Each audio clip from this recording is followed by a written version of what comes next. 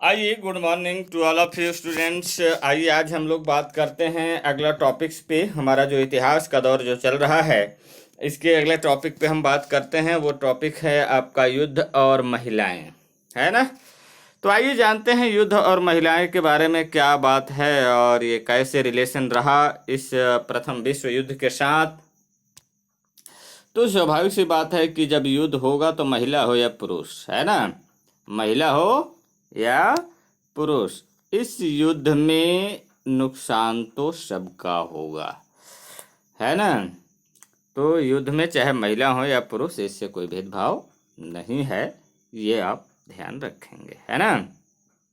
तो देखते हैं क्या स्थिति रहा है। देखिए, उस समय होता ये था कि नवयुवक लोग जो कमाने धमाने वाले थे, जो एक्टिव लोग जो रहते थे, है ना, वो लोग साफ सी बात है कि सीधा सा चले जाते थे वो युद्ध में। और ये महिलाएं फिर जब बच जाते थे, स्वाभाविक सी बात है कि इनके साथ बच्चे, बूढ़े, बुजुर्गों का सेवा के साथ ये लगे हुए रहते थे।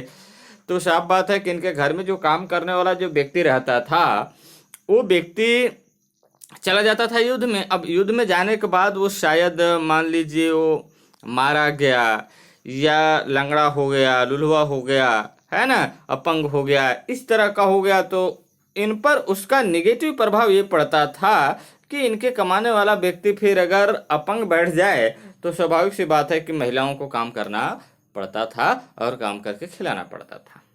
ठीक है, ये साफ साफ एक बात में समझ लीजिए, बाकी चीजें हम लोग अभी आगे इसमें समझेंगे, है ना। तो देखिए, जैसे कि हमने पहले देखा था कि विश्व युद्ध के दौरान विभिन्न देशों में महिलाओं की स्थिति में बहुत तेजी से बदलाव हुए। ज्यादातर नौजवान पुरुषों के सेना में भर्ती होने के कारण अब महिलाओं को कारखानों और खेतों में काम करने के लिए आगे आना पड़ा। क्यों आगे आना पड़ा? क्योंकि जितने युवा लोग थे, नौजवान पुरुष थे, वो कहाँ चले गए? युद्ध में लड़ाई लड़ने, प्रथम विश्व युद्ध में भाग ले लिए। तो अब उनको तो पैसा चाहिए, जीवन यापन करने के लिए पैसा तो चाहिए ना। और जब पैसा चाहिए तो स्वाभाविक सी बात है कि अब महिलाओं को काम पर जाना पड़ेगा। बात समझ में आ गया होगा। घर में कमाने वाले पुरुष के न होने से महिलाओं को घर संभालने के साथ साथ मजदूरी के लिए बाहर काम करना पड़ा। इसका महिलाओं पर गहरा असर पड़ा। वे अपने आप को अधिक स्वतंत्र और सामाजिक रूप से जिम्मेदार महसूस करने लगी और अपने हितों व अधिकारों की रक्षा को लेकर सचेत हुई। युद्ध खत्म करने व शांति बहाल करने की मांग को लेकर महिलाओं ने कई देशों में आंदोलन किया, क्योंकि युद्ध की विभीषिका से सबसे अधिक महिलाएं ही प्रभावित थीं। जगह जगह महिलाओं के संगठन यह मांग करने लगे कि महिलाओं की बदलती भूमिका को देखते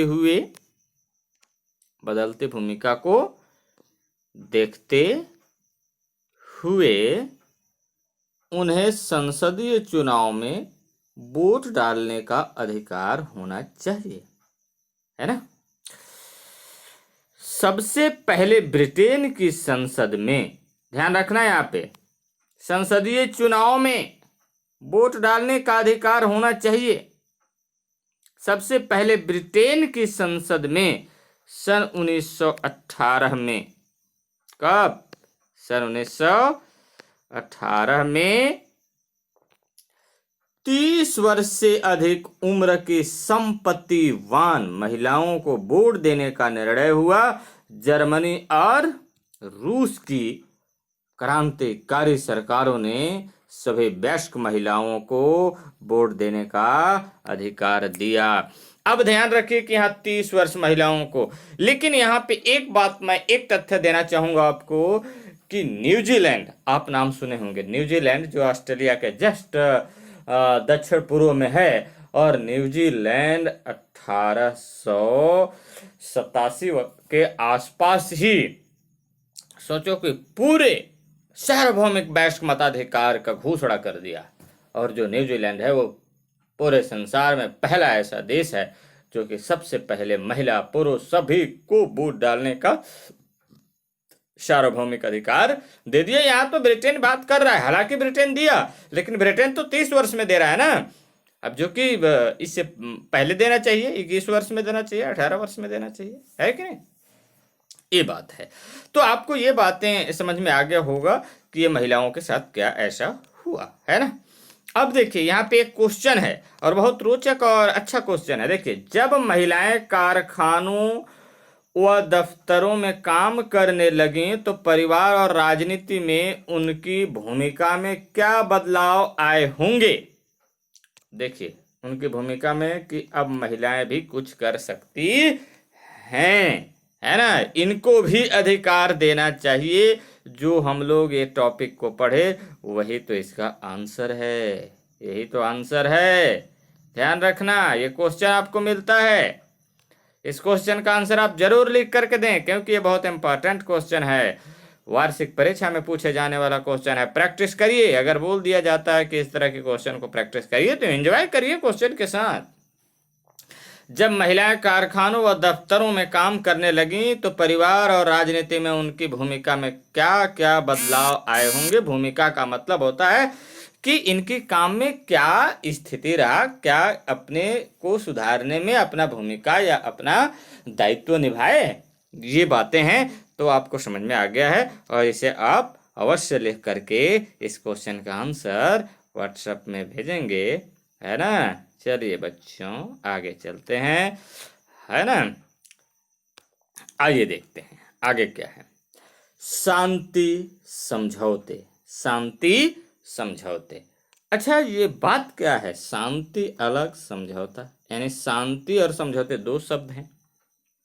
मतलब बात कह रहा है कि शांति समझौते, जो ये लड़ाई झगड़ा मार काट हो रहा है, इसे क्या किया जाए, शांति समझौता, यानी शांति के साथ बिल्कुल शांत होकर के इसके ऊपर विचार करना चाहिए, समझौता करना चाहिए, ताकि इससे जितने भी जान धन का हानि हो रहा है इससे जो है निजात पाया जा सके, अर्थात इससे छुटकारा पाया जा सके। इस तरह के लड़ाई लड़ने से समस्या का समाधान नहीं है, समस्या का समाधान आपस में बातचीत करने से है, न कि युद्ध छेड़ने से है ना।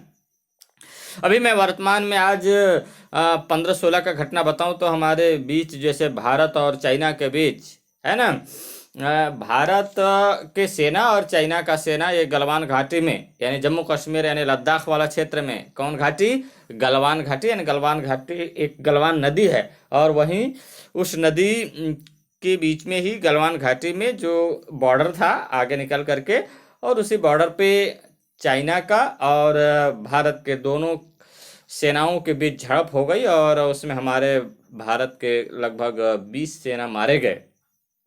ठीक है, और वैसे ही बताया जाता है कि वही 20 से ऊपर यानी 30-35 के आसपास चीन का भी सेना जो है मारे गए, लेकिन वैसा कोई ठोस जवाब तो उधर से नहीं चलता है, तो वो अलग बात है। लेकिन ऐसा युद्ध हुआ, क्या वो युद्ध से समस्या समाधान हो जाएगा? कभी नहीं। ठीक उसी प्रकार यहाँ पे शांति समझौता को जो है जोर दिया जाने लगा और कहा जाने लगा कि नहीं, इसे शांति समझौता करके इसे जो है निपटाना चाहिए। तो आइए देखते हैं क्या बात है। सन 1920 में शांति समझौता, ध्यान रखना कब हुआ, सन 1919-20 में विजयी राष्ट्र, जो राष्ट्र जीत गया है, विजयी राष्ट्र मतलब जो राष्ट्र जीत गया है, जिनमें ब्रिटेन, जिनमें कौन है, ब्रिटेन अर्थात जिसे इंग्लैंड कहते हैं, अंग्रेजों के जमाना जो हमारा देश को गुलाम किया था, उसी का जस्ट यूरोपीय महाद्वीप का देश फ्रांस, कौन, फ्रांस, अमेरिका और इटली प्रमुख देश थे। यानी विजय राष्ट्र में कौन कौन थे, ब्रिटेन, फ्रांस, अमेरिका, इटली प्रमुख थे, है ना। तो विजय राष्ट्र ने पराजित देश के प्रतिनिधियों के साथ समझौता किए, जर्मनी के साथ वर्साई संधि। जर्मनी के साथ कौन सा संधि किया? वर्साई संधि, अर्थात हॉलैंड में एक जगह है जिसका नाम है वर्साई जगह, और वहीं पे वो संधि किया गया, तो जगह का नाम से हो गया वर्साई संधि। ठीक है। ऑस्ट्रिया के साथ सेंट जर्मन संधि, और ऑस्ट्रिया के साथ क्या किया गया? सेंट जर्मन संधि, यानी सेंट जगह पर हुआ था। हंगरी के साथ ट्रियानैन संधि है, ध्यान रखना कौन कौन से संधि हुए हैं ना। तुर्की के साथ सेवरे की संधि, तुर्की के साथ सेवरे की संधि, और बल्गारिया के साथ न्यूली की संधि की गई। इनमें सबसे महत्वपूर्ण संधि जर्मनी के साथ की गई वर्साई की संधि है। सबसे याद आपको रखना है वर्साई की संधि। लेकिन बाकी सभी संधियों को भी ध्यान में रखना है कि बल्गारिया के साथ कौन सा हुआ था? तो न्यूली की संधि हुआ था। तुर्की यानी टर्की के साथ कौन सा संधि हुआ था? तो सेवे की संधि हुआ था। ठीक है। हंगरी के साथ ट्रियानैन हुआ था। ऑस्ट्रिया के साथ सेंट जर्मन संधि हुआ था। ठीक है। और जर्मनी के साथ वर्साई संधि हुआ था। तो ये संधि का नाम इसलिए याद रखें ताकि कभी अगर ऐसा क्वेश्चन आ जाता है, टपक जाता है, तो आप इसे बना पाए, है ना। ठीक है। तो आगे आइए, आगे देखिए। अब बात यह है कि युद्ध के बाद किस तरह की व्यवस्था हो, इस पर शुरू से ही चर्चा चल रही थी। रूस की क्रांतिकारी सरकार ने नवंबर सन 1917 में रूस की क्रांतिकारी सरकार ने नवंबर 1917 में पहला कदम उठाते हुए ऐलान किया कि वह बिना कोई शर्त युद्ध से हट रही है, और उसने अन्य युद्धरत देशों से अपील की कि वे न्यायपूर्ण और लोकतांत्रिक शांति के लिए तत्काल कदम उठाएं।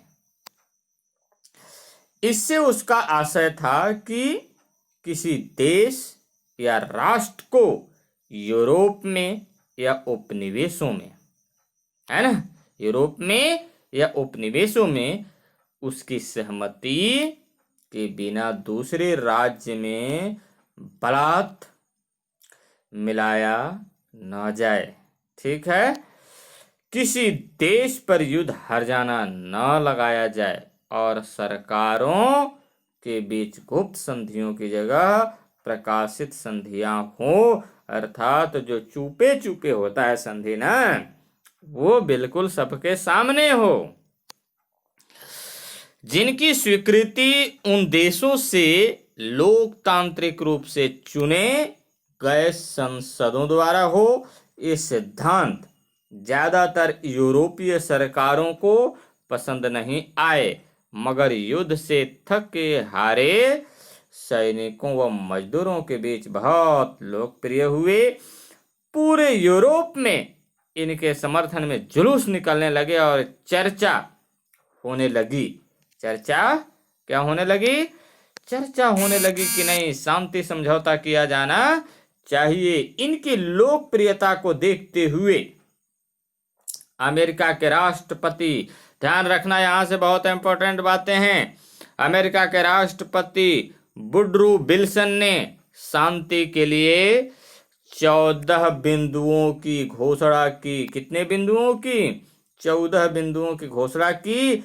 इन पर रूसी ऐलान का प्रभाव देखा जा सकता है, और रूस की ऐलान की भी प्रभाव देखा जा सकता है। ठीक है। विल्सन ने भी गुप्त संधियों का विरोध किया। पहला, हर राष्ट्रीय समूह ने आत्मनिर्णय के अधिकार का समर्थन किया और सारे युद्धरत देशों में लोकतंत्र की स्थापना पर जोर दिया। साथ ही विल्सन ने सभी देशों के बीच खुले और बेरोक टोक व्यापार, हर देश के लिए समुद्री यातायात पूरे रूप में खुला हो, निशस्त्रीकरण और एक अंतर्राष्ट्रीय संगठन जो देशों के बीच के विवादों का निपटारा करे और उनके बीच आपसी सहयोग को बढ़ावा दे की वकालत की। किसने? वुडरो विल्सन ने। विल्सन के 14 बिंदुओं में शर्त भी थी कि जर्मनी ने सन 1870 से जो भी क्षेत्र दूसरे देशों से हथियाए थे, जो भी दूसरे क्षेत्रों से उस क्षेत्रों को हथियाए थे यानी लूटे थे यानी लिए थे, उनकी वापसी होगी और पोलैंड एक स्वतंत्र राज्य बनेगा।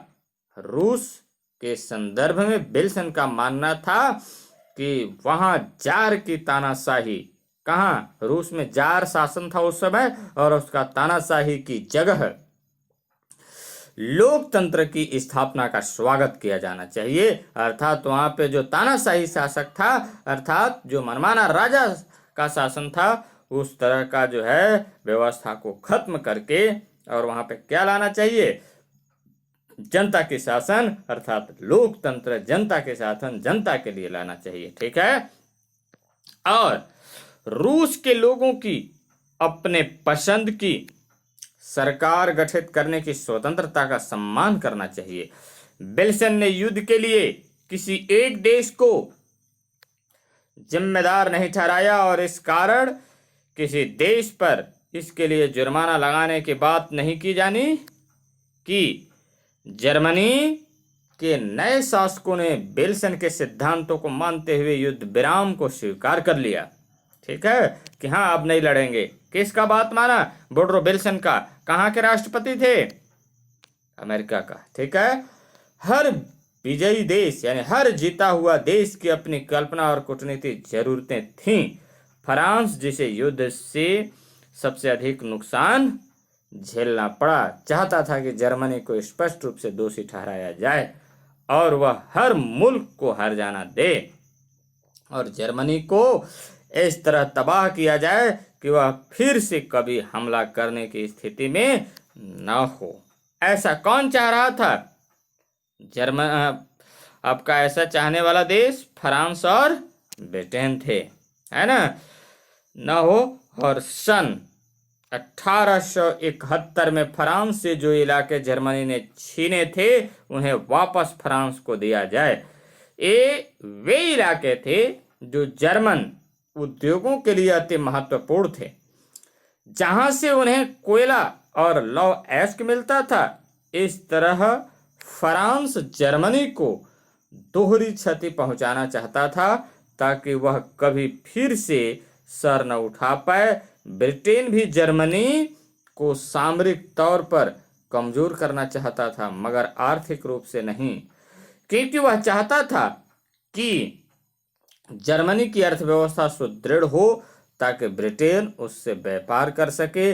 लेकिन ब्रिटेन को उपनिवेशों व यूरोप में लोकतंत्र की स्थापना और राष्ट्रों के खुद के भविष्य के अधिकार तय करने या फिर समुद्री यातायात को खुला करने को लेकर गहरी असहमति थी, है ना। फ्रांस, ब्रिटेन, जर्मनी ये तीनों चाहते थे।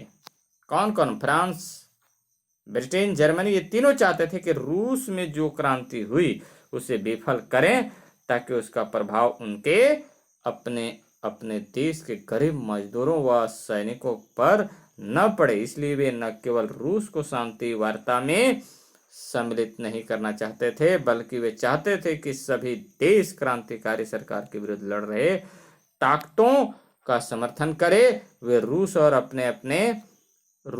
अपने बीच रूस विरोधी राज्य की एक कतार खड़ी करना चाहते थे।